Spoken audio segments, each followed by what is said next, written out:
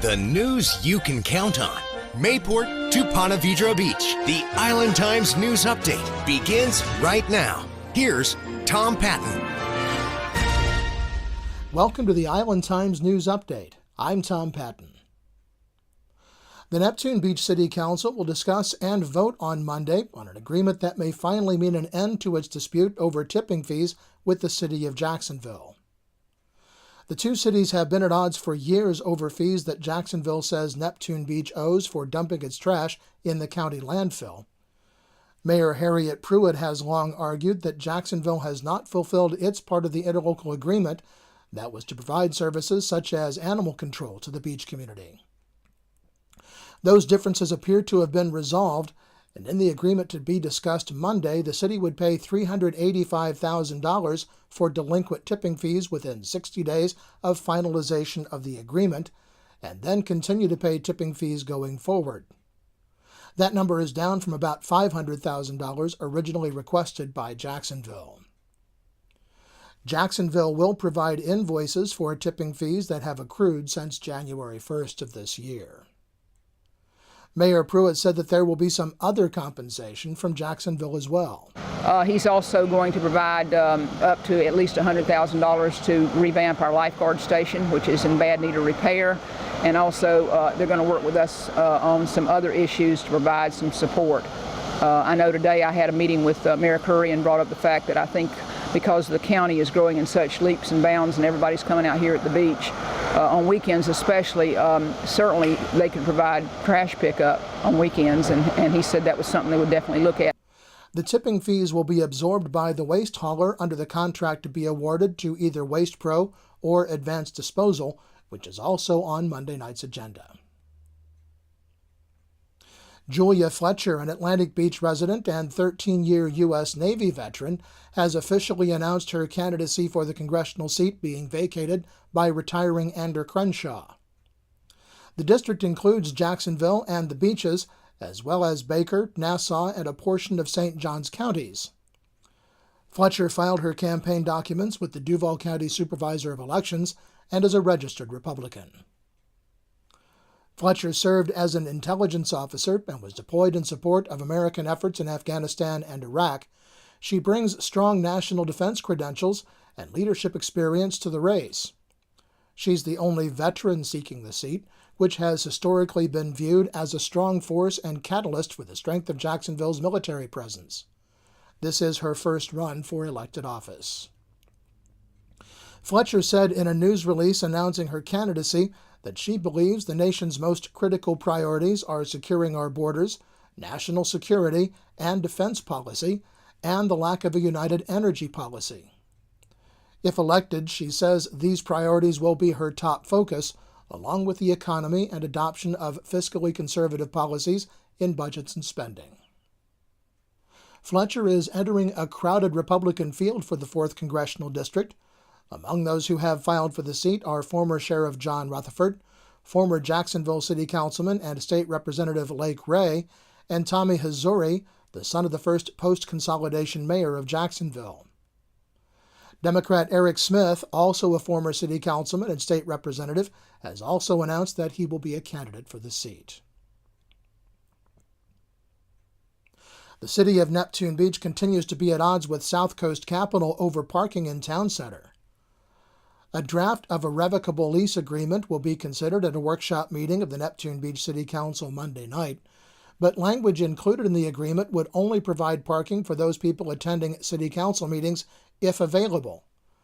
Mayor Harriet Pruitt sent a memo to City Attorney Patrick Krachowski indicating she would not sign the agreement if the company would not guarantee that residents attending the meetings would have parking.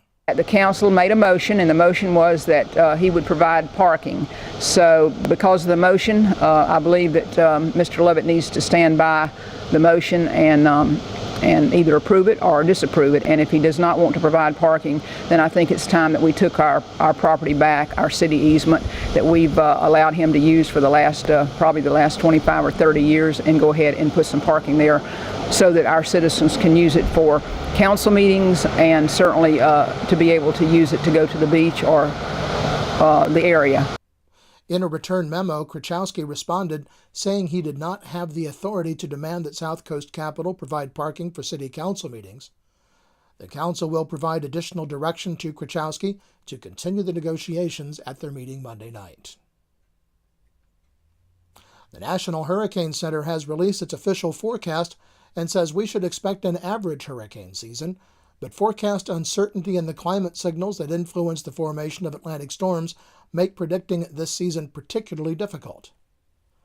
NOAA predicts a 70% likelihood of 10 to 16 named storms, of which 4 to 8 could become hurricanes, including 1 to 4 major hurricanes. While a near-normal season is most likely with a 45% chance, there's also a 30% chance of an above-normal season and a 25% chance of a below-normal season.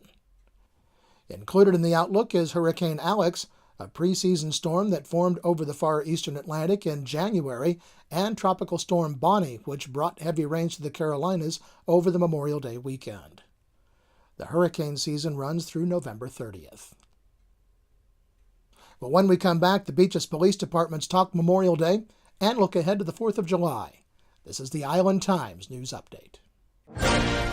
The news you can count on. The Island Times News Update will be right back. Beaches Academy Child Care Center in Jacksonville Beach has been offering affordable, loving child care to families in the Beaches communities for 35 years. Conveniently located on Penman Road, Beaches Academy offers care for children from infants through preschool, with programs that encourage learning and outdoor play. Our affordable tuition means families can get quality child care at a price that fits their budget. Contact Beaches Academy at 246-3885 and schedule a tour of our center. Beaches Academy, the child always comes first. Charlie's Tropic Heating and Air Conditioning in Atlantic Beach offers a full range of residential and commercial heating and air conditioning services, from new installation to replacement and remodeling. Charlie's Tropic Heating and Air Conditioning can keep your home comfortable year-round, and they offer preventive maintenance contracts to keep your system running at peak efficiency. Charlie's Tropic Heating and Air Conditioning is an authorized Bryant dealer and will service all brands. For year-round comfort in your home or business, contact the original Charlie's Tropic Heating and Air Conditioning at 241-1788. Welcome back to the Island Times News Update. I'm Tom Patton. Representatives from all 3 beach police departments spoke Wednesday at Beaches Watch about the recent Memorial Day holiday and their plans for the upcoming July 4th holiday. Several 100,000 people regularly make their way to the beach on major holidays, and maintaining order falls to our local police departments with the help of the Jacksonville Sheriff's Office.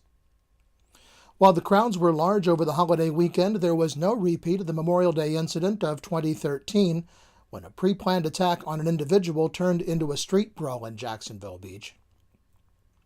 Neptune Beach Police Chief Ricky Pike said this was the busiest Memorial Day he's seen in about 15 years, but that crowds were reasonably well behaved and things went smoothly in the smallest beach community. Atlantic Beach Police Chief Michael Deal said that his department responded to 264 calls for service over the Memorial Day weekend, but most of those were parking and traffic violations. There were, however, 2 more serious incidents in Atlantic Beach over the holiday. We also had, over the weekend, we had an armed robbery at McDonald's, 2 masked gunmen early Sunday morning. We had another armed robbery at one of our parks, Tide Views, and a couple other crimes, and of course we had a motorcycle fatality on Mayport Road at 10th Street over the weekend. So we had other things that were associated with Memorial Day that kept us busy and kept us running. But overall, I think it was crowded, but I think the people that came to the beach to enjoy the beach and enjoy the holiday behaved themselves. They had a good time. They dealt with the heat and dealt with the traffic issues that we have typically, and I think it was successful. Commander Mark Evans of the Jacksonville Beach Police Department said the calls for service were down somewhat in Jacksonville Beach, where the majority of the people congregated. He said that overall the crowd was generally well behaved and credited a large police presence on the street for helping keep problems from happening. One of the techniques that we do is we just flood the area with officers. We're also obviously looking for on-site violations as well as calls for service. Our calls for service were pretty much down But one reason we have to attribute that to is because we had so many officers on First Street.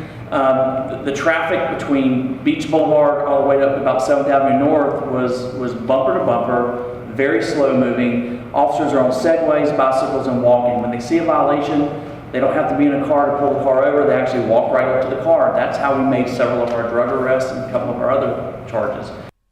For the Memorial Day weekend, as well as the upcoming July 4th holiday, the Beach Police Departments get assistance from the Jacksonville Sheriff's Office in the form of officers as well as a van in which people who have been arrested can be taken to the Duval County Jail. All 3 officers, that helps keep the local police force on the streets and not tied up transporting prisoners to downtown Jacksonville. Both the Jacksonville Beach and Neptune Beach Police Departments will make use of an observation tower that can reach 30 feet in the air during the July 4th holiday. The towers allow officers to get a 360-degree elevated view of what's going on. Chief Pike said the Neptune Beach Tower will be positioned somewhere on First Street, and they'll be assessing different locations over the next few weeks. Parking will also be prohibited on First Street in Neptune Beach on July 4th. One final note from Memorial Day. Chief Pike said that the 13-year-old boy who was bitten by a shark in Neptune Beach is recovering, but faces several surgeries to repair the damage to his right leg. Still, Pike said everyone involved did their jobs very well. The young man is seriously hurt. He's looking forward to several operations on his right leg. He was bit at the knee, the back of the calf a couple of times, which was described as by Captain Banks as a laceration or a tear that went basically down to the bone, and then had some damage to his ankle as well. But everybody came together. The lifeguard, which is one of her first weekend sitting after receiving her training, was in her 3rd year of nursing school and just finished internship at Shands Trauma Center. So he was in good hands. The second that happened, he was in good hands. Pike said that several Neptune Beach officers went to visit the boy at Shands Hospital the day after the incident, and the Neptune Beach Council is planning a special recognition for him at a future workshop meeting. All 3 officers said they want not only beach residents to enjoy the beach during holidays, but hope that people from Jacksonville and the surrounding area will come visit as well. They know there will be crowds, and they're working to prepare for them.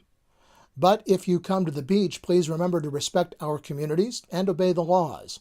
All 3 police departments will be out in force over the Independence Day holiday. July 4th falls on a Monday this year.